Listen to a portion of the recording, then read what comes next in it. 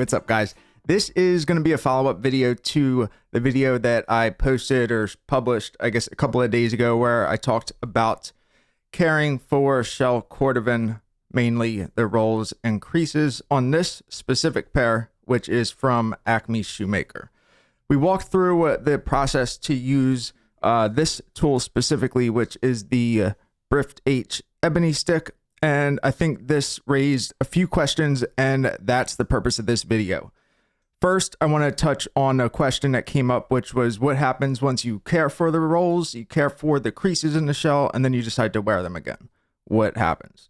We'll touch on that. The next is the tools. The ebony stick isn't the most attainable, and then you have other options such as the deer bone, which I think everyone is pretty familiar with, sleeking bone. Also, make sure you stick around. I will share a great option, which is very comparable to the ebony stick, but it's extremely cheap and readily available in the States. The main thing you'll notice here is that even though we were able to accomplish what we wanted to by caring for the rolls, the main takeaway is that as soon as you wear the shoes again, you can see the rolls are going to come right back. The creases are going to come right back. You're not removing the rolls in the sense that you're never going to see them again, or that you can reset them if you wanted to have a different view of the creasing. So that's what's happening here. So now I'm just going to finish inserting the shoe trees here. And once you brush this, it's going to look as good as new. So I'm just going to brush these off, and then we'll move on to the tools.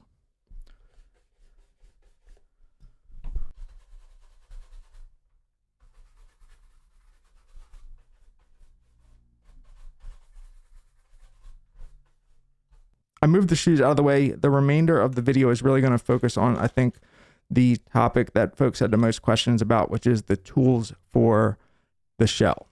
So I'm going to get this out of the bag real quick. So you guys have all seen me use this a few times, and we're going to use this piece of shell, which is just it's a mouse pad that I had made from Ashland leather. And as you can see, there are scratches that we can demonstrate on, and then we'll go through the spoon, the deer bone, the sleeking, the cocobolo, and the ebony. All right, so we're going to just use the spoon. It's pretty simple. We'll start right here, and you're just going to go in circular motions very lightly. And as you can see, just by doing this, I'm barely putting any pressure on my finger here. So I'm just going to continue going around here with the spoon. And you can see that it's definitely making a change. I wouldn't say that this is enough to say that anything has been drastically improved, but I think you get the idea. That's all you really need to do.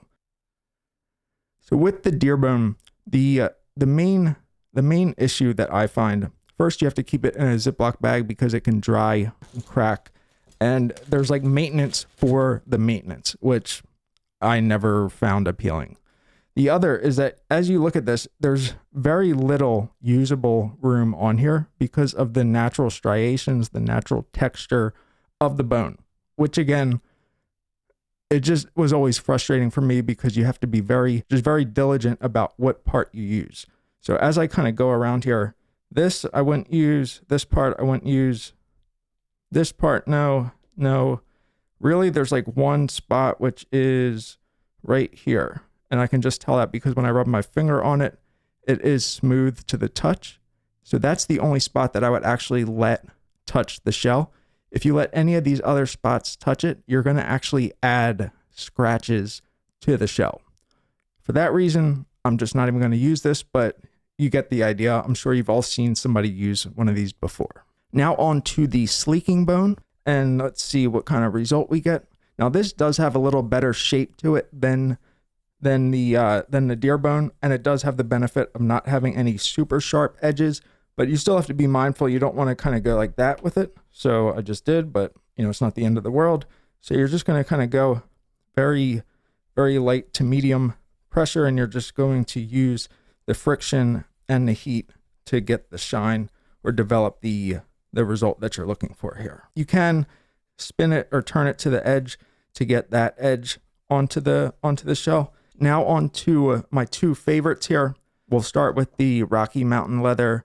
A quick side note I wanted to add, this is the actual tool that I'm using right now. This is the Rocky Mountain Leather Supply Coca-Cola hardwood leather folder or kind of leather burnishing tool. So I'll put that link in the description, but this is the actual tool I have in my hands. It's only 15 bucks and it is extremely, extremely high quality. Now this is the one that you don't want to do this with. Now if I do that, you know, did it go all the way through? Nope. But now you've got this little indent that you have to smooth out. I'm trying to polish that part with using the tool to create heat and friction. And ideally what it's going to do is it'll depress that a little bit because it's going to polish it and even it out. But ideally it should cause this to raise up because you're heating it up. This shell is tanned with oils, waxes, and all of those nutrients which do expand. So hopefully that's the result here. Now, one of the other parts that I really do like about this tool is you can use this tip, and it does work really well for kind of like pinpoint use. And finally, we'll wrap up with a quick demonstration of the Brift H Ebony stick, even though you've seen this used a number of times. So the reason I really love this one, it does the same thing. The shape and the ergonomics of the tool, you know, it's designed for this. So it just really feels super comfortable in the hand. You can use any piece of it, any direction of it, and no matter what it is that you're trying to get to or however you decide to use it, you can get to it. I'm going to just brush this off real quick.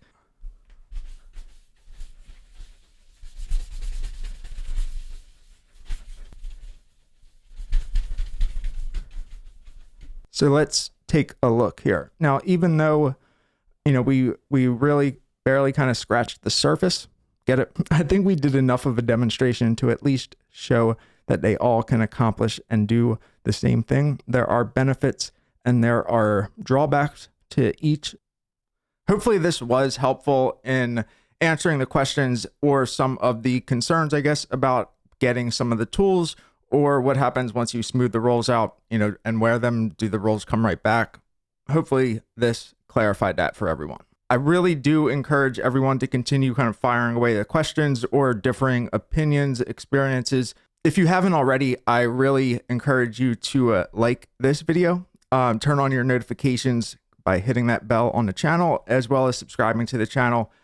Really looking forward to hearing everybody's thoughts, comments, and interacting and seeing everyone in the comments for this video. Let me know what you think about some of these follow-ups and what tools you may use and prefer. Other than that, I'll see you later this week in the next video. Thanks again for watching. Hope everyone enjoys it.